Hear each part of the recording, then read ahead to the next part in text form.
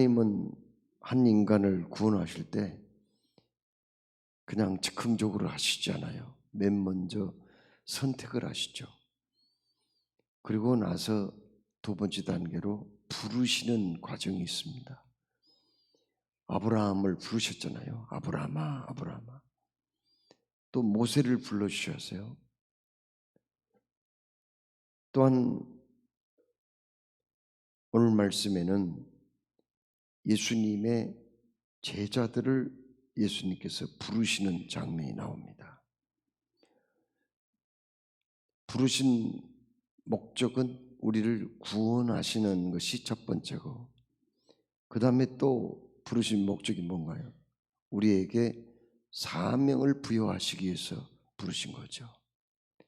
아브라함아, 아브라함아, 너는 너의 본토 친척 아버지 집을 떠나 내가 내게 지시할 땅으로 가라, 그렇게 말씀했고요. 모세야, 모세야, 이렇게 부르시면서 너는 애굽에 가서 내 백성을 구원하라, 이렇게 말씀했죠. 오늘 우리가 봉독한 말씀, 예수님께서 12제자를 부르실 때 대표자인 베드로, 야고보,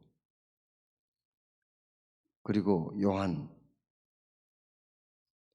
안드레, 이런 사람들을 부르시는 그런 장면이 나옵니다.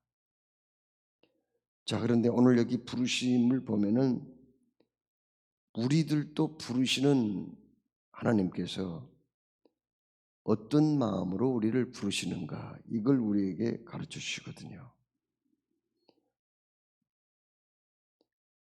오늘 여기 제자들을 갈릴리 바다에서 부르시는 그런 장면을 보면은요, 뭐라고 말씀하셨습니까?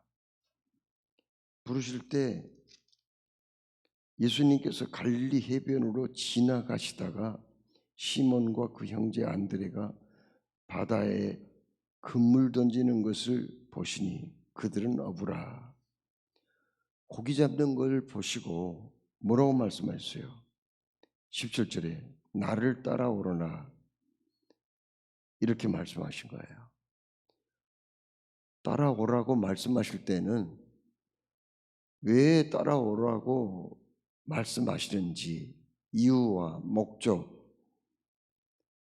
그리고 당위성을 말씀을 해야 되는데 그냥 너는 나를 따라오너라, 이렇게 말씀을 하신단 말이에요. 이 보통 사람 같으면 이거 이해가 돼요. 그러면은 왜 거두절미하고 이것저것 다 생략하시고 그렇게 말씀하셨냐는 거예요. 보통 사람 같으면 그렇게 말씀하면은 따라오겠어요? 너는 나를 따라오너라. 아니, 이 세상에 누가 갑자기 일하고 있는 사람한테 너는 나를 따라오너라, 그렇게 하면은 따라갈 수가 있겠냐고요. 따라가려면은 마음의 준비도 필요하고 시간적인 여유도 필요할 거 아닙니까?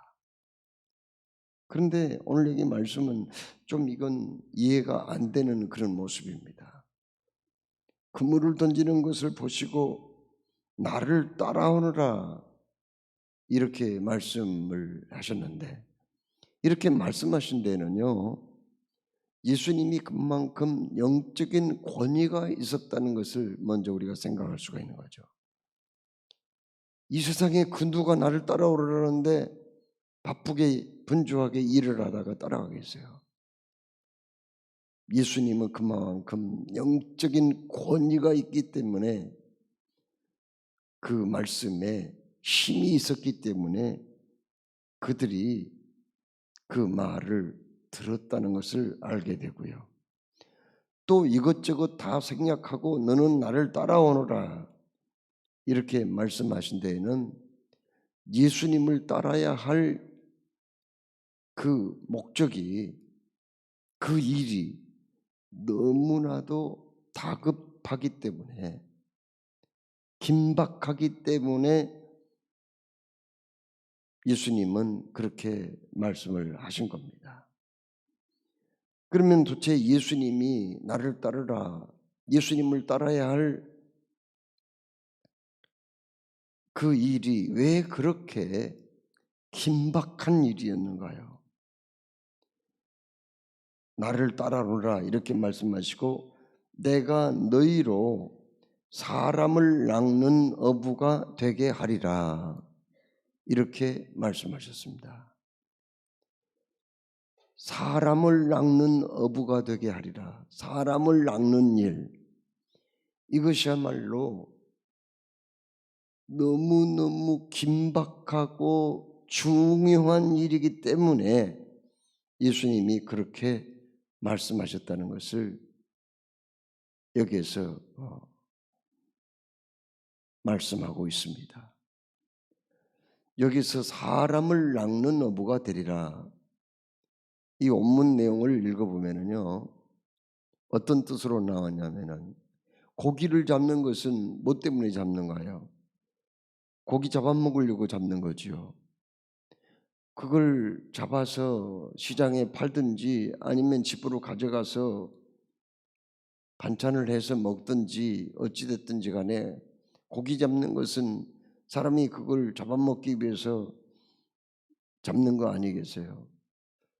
그런데 사람을 낚는 어부가 되리라. 사람을 낚는 어부. 이 원문 내용을 읽어보면은 사람을 생포하기 위해서 내가 너희를 부른다라는 의미로 기록이 되어 있어요. 여러분, 요한계시록 21장 1절로 4절 말씀을 쭉 읽어보면 천국에 대해서 말씀하거든요. 그런데 그 천국에 없는 것들이 여러 가지예요. 거기는 눈물이 없어요. 늙는 것도 없어요. 거기는 고가는 것이 없습니다. 통곡해야 할 일도 없어요. 거기는 죽음이 없습니다. 그리고 거기에 또 한 가지 없는 게 있거든요. 천국에 없는 것, 바다도 있지 않더라. 이렇게 말씀하거든요. 천국은 바다가 없어요. 여기에서 사람을 낚는 어부가 되게 하리라. 천국에서 바다가 없는 것은 바다는 두려움의 상징, 이 세상의 상징, 심판의 상징이거든요. 그런데 사람을 낚는 어부가 된다는 말은 그 멸망의 자리, 심판의 자리에서 건져내는 어부가 되게 하리라. 그런 의미가 거기 있는 거예요. 얼마 전에 어떤 애가 그 바다가 가까운 곳에 그 유치원에서 바다가 가까운 곳에 야유회를 갔어요. 유치원에서. 그런데 4살 먹은 아이가 없는 거예요. 나중에 보니까. 갑자기 사라진 거예요. 유치원 그 아이들은 보통 5명에서 7명당 교사가 1명이 딸린다고 그래요. 어린애들이기 때문에. 그런데 다 모여가지고 아무리 숫자를 세봐도 부족하는 거예요. 다 주소를 해봤더니 한 아이가 없어졌어요.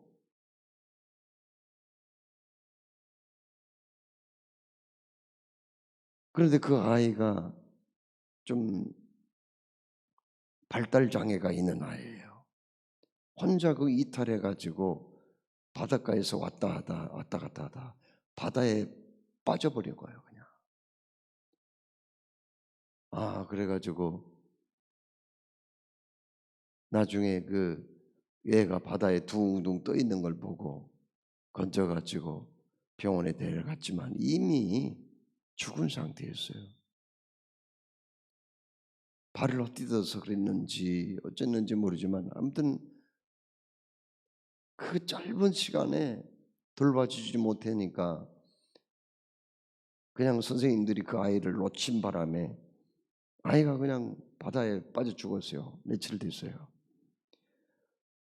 여러분, 이 세상에 죽음의 바다, 멸망의 바다, 심판의 바다에 빠져서 허우적거린 사람들이 있어요.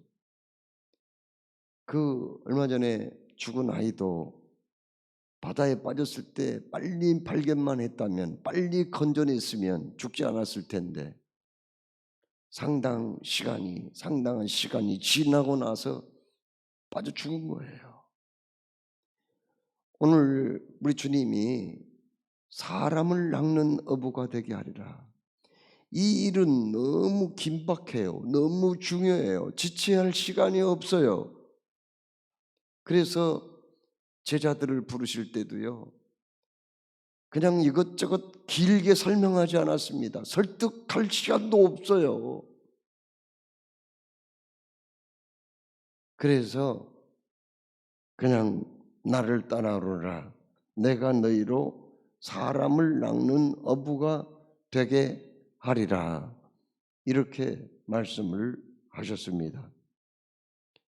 자, 여러분, 예수님이 이 땅에 오신 목적이 무엇인가요? 마태복음 20장 28절에 인자가 온 것은 섬김을 받으려 함이 아니라 도리어 섬기려 하고 자기 목숨을 많은 사람의 대속물로 주려 함이니라. 한마디로 예수님은 한 인간을 건져내고 살려내기 위해서 당시에 목숨까지 내놓았다는 거죠. 대속물이라는 말은 무슨 말이에요? 대속물, 대신 죽어준다 그 말이에요. 대신 죽어준다. 그렇습니다. 대신 죽어주러 이 땅에 왔느니라. 여러분, 이 세상에서 무엇보다도 중요한 것은 인간의 생명이 아니겠어요? 목숨이 아니겠어요? 온 천하를 다 얻고도 자기 목숨을 잃어버리면 무슨 소용이 있겠어요? 이 세상에서 아무리 부귀 영화 권세를 누리고 참으로 많은 지식과 재물을 가지고 산다고 해도, 아무리 이 세상에서 존경받는 인물이라 하더라도 그 영은 구원받지 못하고 멸망의 길로 떨어진다면 무슨 의미가 있겠냐는 말이에요. 어떤 사람들은 사랑의 하나님이 어떻게 그 많은 사람들을 지옥불에다가 집어넣어서 영원히 그렇게 고통을 당하게 하겠느냐, 그건 말도 안 된다, 이런 사람들이 있어요. 물론 하나님은 사랑의 하나님이세요. 그건 맞아요. 사랑의 하나님이시기 때문에 독생자 외아들까지 내어주셨습니다. 희생시키셨습니다. 그러나 하나님은 사랑의 하나님과 동시에 또 한 가지 중요한 성품이 있으니 공의의 하나님이란 말이에요. 아들까지 내어줬건만 끝까지 배반하고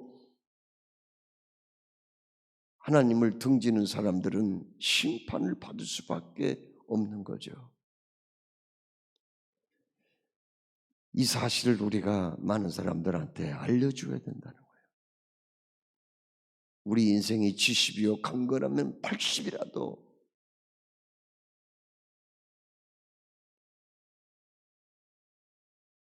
이 생의 자랑은 수고와 슬픔뿐이 아니겠어요?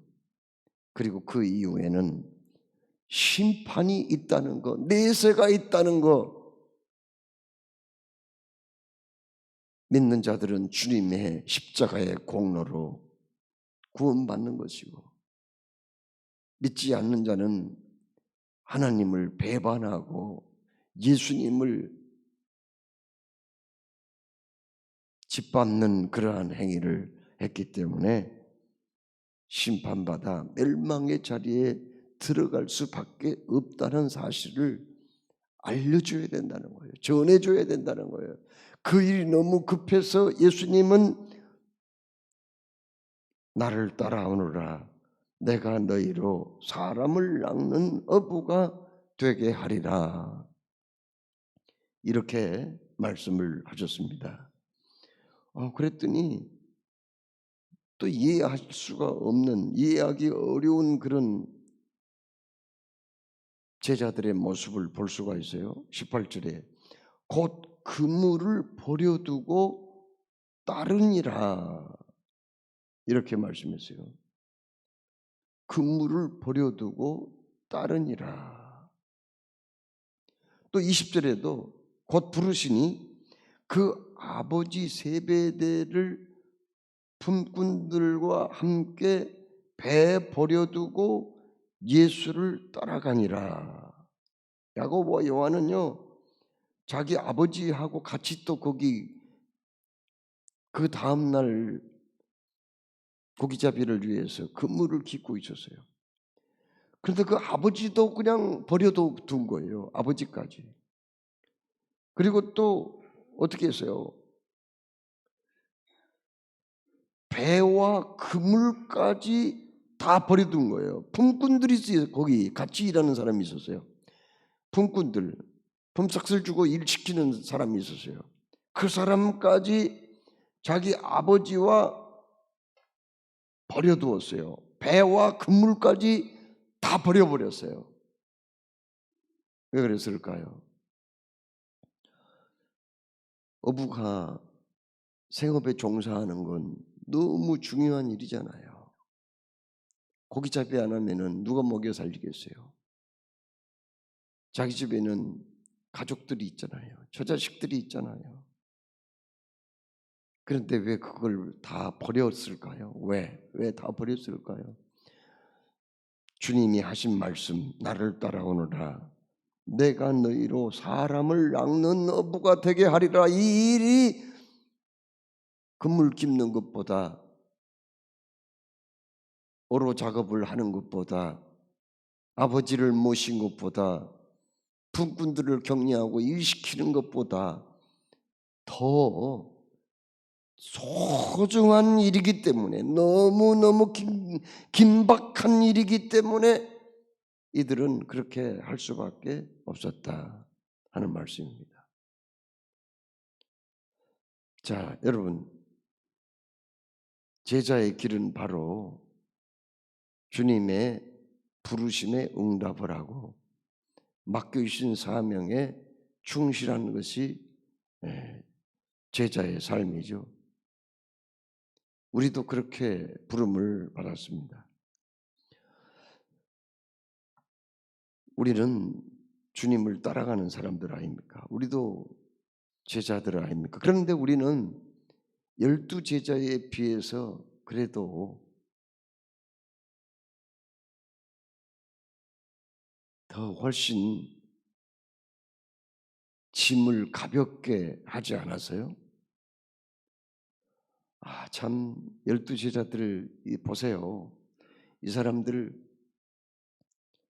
참 예수님께 부름받아 가지고 천국에서는 상을 받고 좋아했겠지만은 사람들 참 오래 산 사람 한 명도 없어요. 곱게 죽은 사람 한 명도 없다니까요. 이 사람들 보세요. 참 어쩌다가 예수 만나 가지고 가정에 그 단란한 시간, 가족들과의 단란한 시간도 갖지 못하고 가족들과 오붓하게 살지 못하고 어떤 여행을 다닌다든지 그 가족들을 행복하게 해줄 시간도 갖지 못하고 3년 동안 고생하다가 예수님이 부활 승천하신 후에는 본격적으로 전 세계 돌아다니면서 복음 전파하다가 대부분이 순교했어요. 어떤 사람은 붙잡혀서 창에 찔려 죽었고, 어떤 사람은 불에 태워 죽었고, 어떤 사람 바돌로메나 마태 같은 사람은 밧줄로 목을 묶어가지고 시내를 질질질 끌고 다니다가 죽였고, 바울은 그 참수형을 당했고, 베드로라는 사람은